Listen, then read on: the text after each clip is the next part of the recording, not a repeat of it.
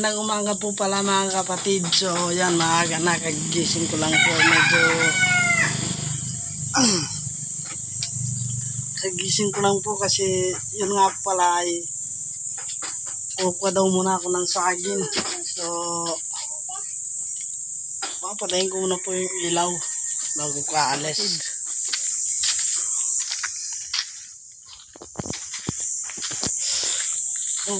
Galing po palang umulan dito sa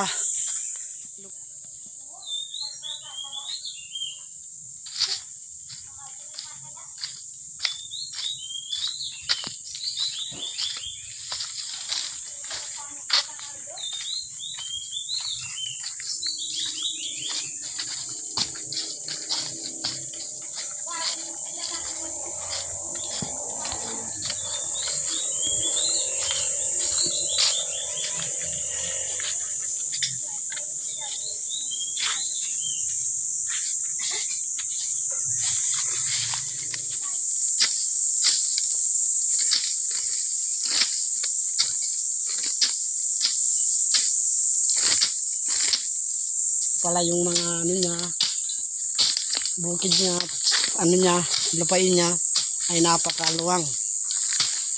Kasi yung saging din, minsan tulad niyan, kinakain na ng apong daga. Kinakain na ng apong daga po yung saging. Pag di nalilinisan yung paligid po, yun, kakainin po. Pero, ayan po mga kapatid, tutulungan na po natin siya. Ako na po yung magdadala rito sa tiniba niyang saging. Ay, tiniba ko palang saging.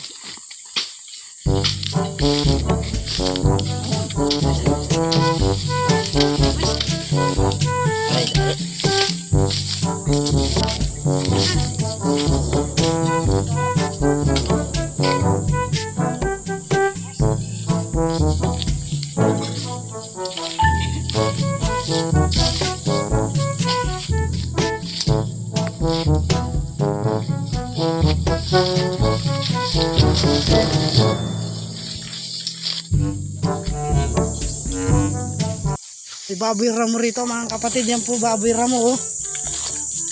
Yan po baboy ramo mga kapatid, oh. Oh, ang bait niya, oh. Dito matakbo yung baboy ramo, oh. Oh. Yan kapatid, baboy ramo. Sa prank.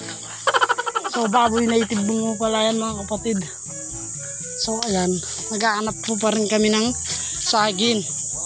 So kami tatlo yung naghahanap ng saging mga kapatid. Matabay na kami yan. Matabaan eh. Matabaan na. Wah. So ayan po pala yung mga pananim niyang saging. Napakaluwang, inakutan po na natin lahat. Meron pa po doon mga kapatid. Hanggang po dito yung lupay ni Nanay Laylay po. Yan po. Napakadami ng saging. Kung marami yung saging ko, mas marami yung sa kanya mga kapatid. So alam naman po natin, oh.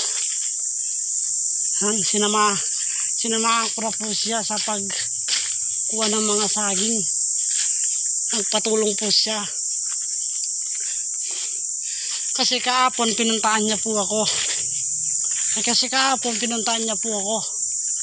So sinabihan niya akong punta ka sa bahay maaga. Para naman matulungan mo kung kuha ng saging. Yan mga kapatid, oh. Kahit ikutan mo, napakadami po talaga. So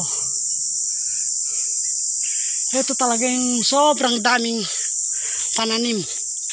Maraming mga alaman, maraming mga nyog, napakadaming saging.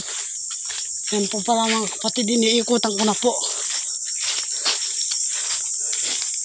Para naman po makita nyo at makita ko rin yung kanyang lupain na pinakamaluwang,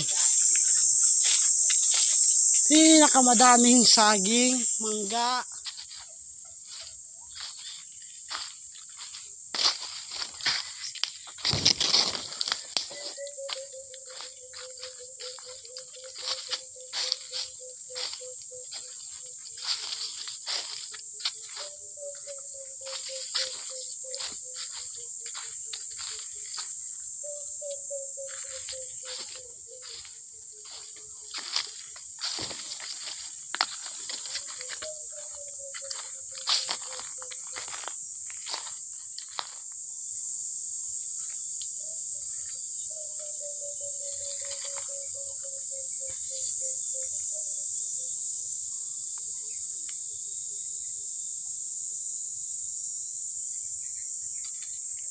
Ito rin po pala yung tanim ng laya. So, natakpan ng daon ng mangga mga kapatid.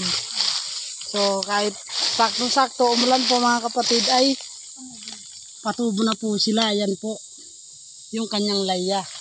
So, mga susunod na araw siguro ay makikita natin ay marami na siyang daon. Do, at kumata paket. Dito pilampay nga tsukete. Tara labing tayo disak niya ito. Nung mataba lang yun. Kamu ko.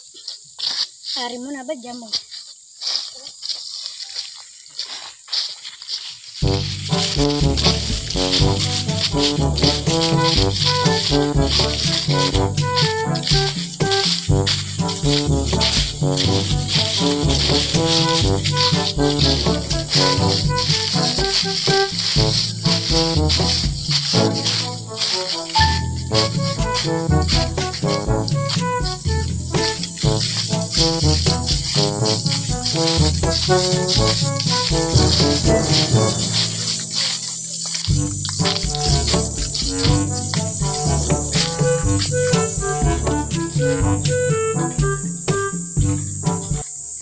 Karating na po kami rito sa dating kubo ni Nanay Lena. Dating bahay niya. So, hindi na natin tinitiraan po kasi nabisi na rin siya sa kanyang munting paninda.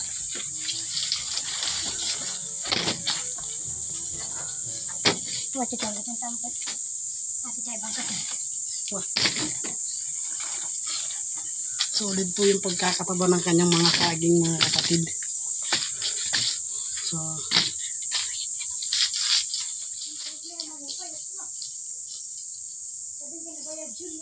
nakakuha na naman po kaming isang buwig na saging mga kapatid. Yan po. So, pipilingan nyo na naman po kasi yan po, napaka-lilinisin nyo po. Pero tatanggalin na po natin, itatabi na po natin yung daon mga kapatid. Ano ka rin kabit ni? Kabit mo na kabit. Yan na naman pong isang bulig.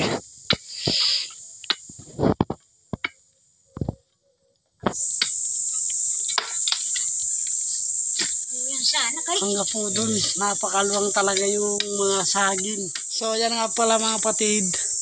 So iwan po natin yung nakuha natin na saging. Okay, ba't ang tigda ng tama? Ay, agyan 20 kabuya ko atakin. Makuha sa susunod. Ay. Oh.